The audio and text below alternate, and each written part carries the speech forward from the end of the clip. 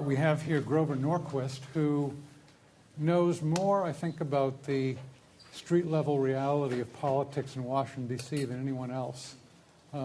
We are great here at King's in political theory. We know a lot. It's also useful to see the way this translates into the hard buying and selling of votes in many ways, as goes on in Washington. Grover's been there for many, many years. We'll go through his experiences. Well, let me ask you to just mention briefly for students here who have not grown up during the Cold War. Oh, yes. I mean, what it was like. I mean, because if we refer to communism, the Soviet Union, I mean, that may seem like the Paleolithic era. So that is interesting, because when I was a kid, I remember listening to people on and on and on about World War II. What's that all about? Because it was pre-me, right? And so the Cold War does shape a lot of the thinking of older than you conservatives. And it's tough to imagine, but there were quite a number of people in the United States who wanted us to lose the struggle with the Soviet Union. There was an active communist party with tens of thousands of members. It got money from the Soviet Union, secretly, cash. There were spies and traders that were selling stuff, and whole countries fell to the Soviets because of this.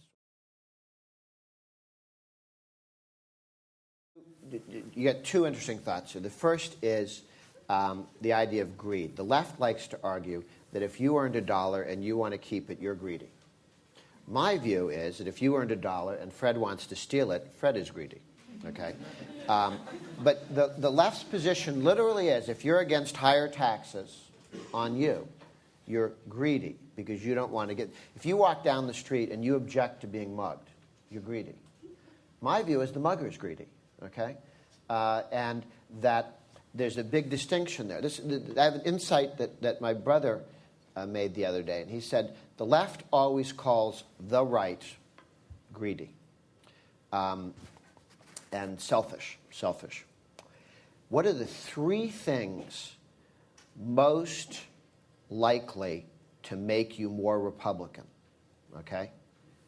Getting married, having kids, and being a person of faith. What are the three things that deal with self-sacrifice? Decision to commit yourself to somebody else, raise kids, and that you're not in charge, God is.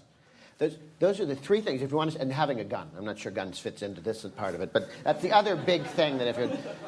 What do you know about Fred? Well, he's married. Well, he's more likely to be a Republican. And he's got kids. Oh, they're very likely Republican. And he goes to church. Quite likely to be a Republican. He's got a gun. Oh, okay.